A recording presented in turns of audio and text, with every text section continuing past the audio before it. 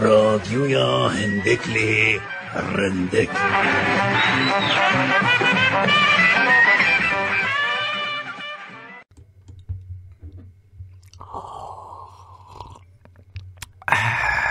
شوی چایا پونگو نعنای دیگل سلاوی روش باش. مرحبا، السلام علیکم.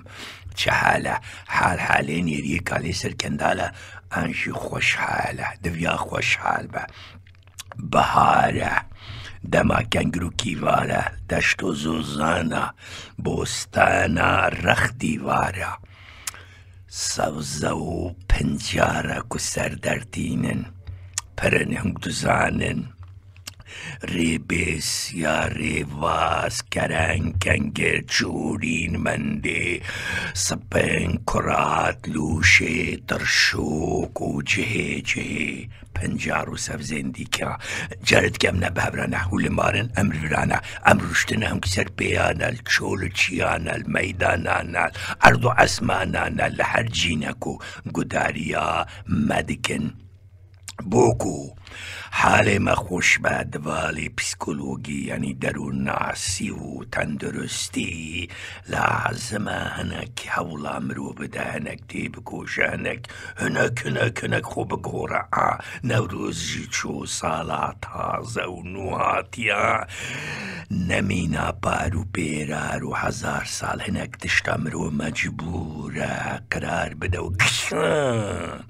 هر پیش دیشانه بیجن دیسای بحثی تندرستی و نزادم لش ساغی و جمرا بو دکتور و چاوسور و بسپور نه اونک اینفورماسیون آگاداری نکو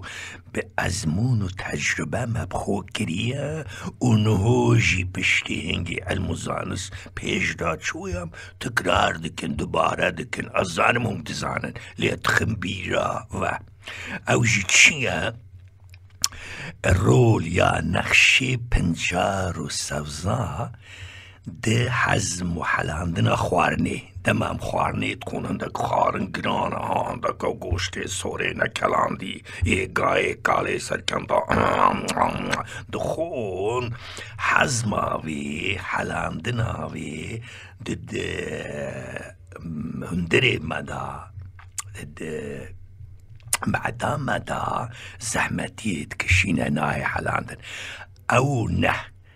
پنجار یا سوسی از بیجم جبلی کو ویتامین و ماده دنه پرهیجانا او باشترین تشتن جبو حزمه جبو که خارنا که هم دخون حزم ببه راحت ببه هم فایده به هم خیر به هم بیر به هم بکیر به او جی هفت حبن اجوار بیجم آئی کی چیه گرنگ امرو شلتی کردستانی هلا دیسای بیجن احباب چاوشی که توبه استغفر الله هلا در دور ارومیه ام بیجنه گنگر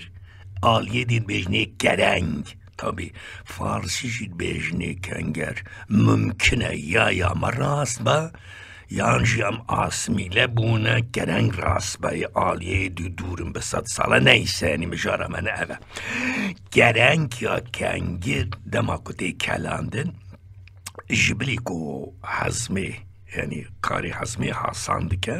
maddein bina پتاسیوم و منیزیوم تیدا کلسترول جکیم دکه تانسیونا کل جوره دیخه خاری او فشاراوی های او باسکیاوی او پریساوی دید که بیجه راوز بابو ایدی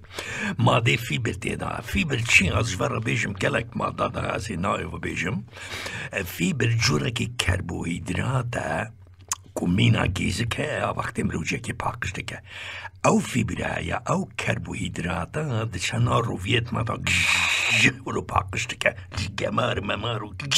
همیت و داره بس فیبر اوکو هر نه پنجاره کمو گو فیبر یعنی بیرا وابا گیزه که کو رویه ما جگمار و نظام میکروب و تشتی خراب پاکش دکه ده بداری او فیبره دویه ji xuşkubrayê xwe ra bêjim nokên keskê hêj negeştiyan qiraqcan danîne Xwedê xwediyê wan perîşa û sergerdan û malbêran dibin. Hekî li vê re derbas bû qewtkekî noka dige hewlo xweşin jî mirod xwe ew nokane پر باشن بو چه دیسا مگو فیبر تیدا فیبر جی مگو چیه هر وطو پروتوینین گیا تیدا حیا بو تندرستیا دل و دیابت و حزم جشخو مگو او نه پنجرانه هموش بو حزم و حلاندنا خوارنه باشن آسی کلمه بروکسیلی یا مها یا بلژیقا جیک و املینا اما بچوکن جمال باتا کلمانه مینا گوزانه هور کلک بلک اوانه بقاسی گوزا جینا تجی ویتامینین کا جا یا دنیا حمد بیجن سی بانکور و ترکیت بیجن جا ویتامین جا ویتامین سی و B6 جمالباتا کلمایا مگو دجی قانسیر و شیرپنجه چوار جاولو گری خورا بیجن پتاتا شیرین یا همج پتاتا رد بیجن سیوک یعنی منطقه مال ارمیت بیجن سیوک بیچه که جودا چقاری راستا نراستا حیفو ست مقابن بیجن یر الماسی مهاباد و بوکان و وانا بشه سوران جد بیجن یر الماسی هم بیجن سیوک یا پتاتا کرتوپا پتاتا شیرین جی تجه ماده بیتا کارتونه که بیتا کارتونه جی پشتی پروسکت به ویتامین آ او جی بو بنایا چاوا بو پوست لشو میجی خیر و کیر و بیرم 5 سلک ویتامینا جا یا پتاسیوم ویتامینا B6 تیدا های او جی بو حزمی باشا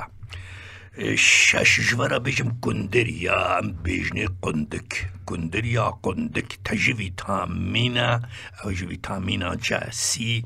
هر وسا کالوری و فیبر دیسا تیدا های بو هزما خوارنی بتایبه مگو گوشت سوران پر باشا بروکولی او جی تجی فیبر او گلین کلمه هانا بچکی سپیه ها وکو کلمه او جی اوانا او جی بود بیجن بو هف کش یعنی بو بالانسا کش و کیلو باشت کبلو یعنی نایل امرو قلاو بده بوگ به نخوش کوک به ها کرتو کرمانجی کلسترول جی کیم دیکه گلا کلم نبرو کولی نجمال باتا کلمه ببورن گلا کلمه یا گل کلم او جی نزیکی اویا کلم یانجی لحانه او جی ماده فیبر تیدا کالوری تیدا تجی ویتامین جیا و دجی نخوشیا سرطان و قانسریا گیزر پنجار یا سوزا یا نهیا ویتامین B6 و کا تیدایا یا کلاندی آنتی اکسیدان جی تیدایا او جی چه دکه او جی بو حزم و حلاندنا خوارنی باشه و کوکاوی دقلینا او تشتي مقوته او نحمي و پنجارين كو جبلي فيتامين و فايدة و قزنج و خير و كير هاتي اوان حزم حلاندنا خوارني ده معدام دار حد كهيسان دكا مكريا الشعر معد مفهونان ديالي بري هر تشتق مكش چايا بونغو نعنايا بشكل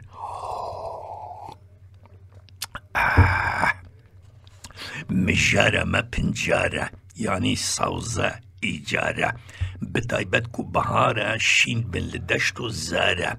بو چه بو حلاندنا خارنا ام دخوانا فایده و قزنجن کیجان باشن جبوی حزاهان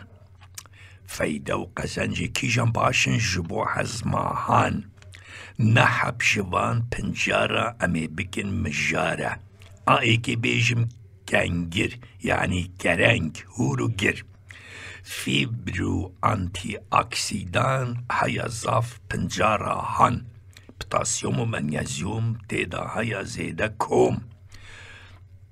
کم دیگه کلسترول خارنت حلینه الهولی. 2 نوک این کسک نگهشتی دفگرتی نقلشتی گرکو بیتا کلاندن او خیر بیر تیدا تیدیتن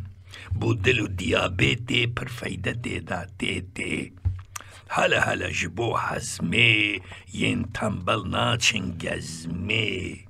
3 هور کلمه بروکسیلی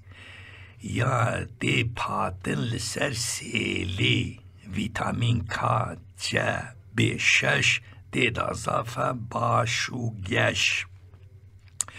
قانسریانی شیر پنجیل هولی راد کد با قنجی او جیبو حلاندنا خوارنی باش و خنا. 4 سیوک پتاتا شیرینه او جی باش و خمروینه ماده بیتا کارتونه پر تیدا هیا بتونه. او جی دبه ویتامین آ باشه بودیتنا چاوا جبوی پوست و میجیا فایده تیدا تجیا. A5 بیجم سلکا بولش حمال و ملکه. ویتامین B6 و جیا تاوی پتاسیوم تیدا هیا. گورد لاشتات حلینه ویا جبیر در نخینه. یا ششیجی کندره پرانی گرو ورا تم خوش ویب کلینه ویتامین جا دینا. بو حلاندن و حزما خوارنه جبیر نکنه. بروکولیا هفته کم دکه کیلو کشه کلسترول هر وسا کم دکه باشه دیسا. او جی خارنت حلینه نوش جان که ببینه. 8 گل کلمه بخو هنجار و دمه. ویتامین جد ویدا هیا بخری زیدا بو نخوشا قانسری باشه وید که بن بری. یا نهیجی گیزره تحلینه خارنا البره. ویتامین B6 کا گیزره دا زیدنا. انتی اکسیدان جی هیا تیدا فایده منو تیا. او 9 سوزه و پنجار بو هزمه باشن هر جار. بله رادیو گودارین رادیو 4 نه مجاری رادیو هندکلی رندکی اثر بخو مجاره ایرو چی بو گود پنجار بخو سوزه بخو هم خیر و بیر و بکیرن ویتامین تیدانا هم جیبو حزم و حلاندنا خارند معددا باشا هارکاری دکه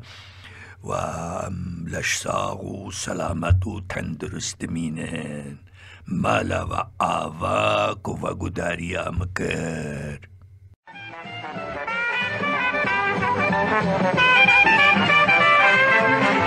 رادیویا هندکلی رندک.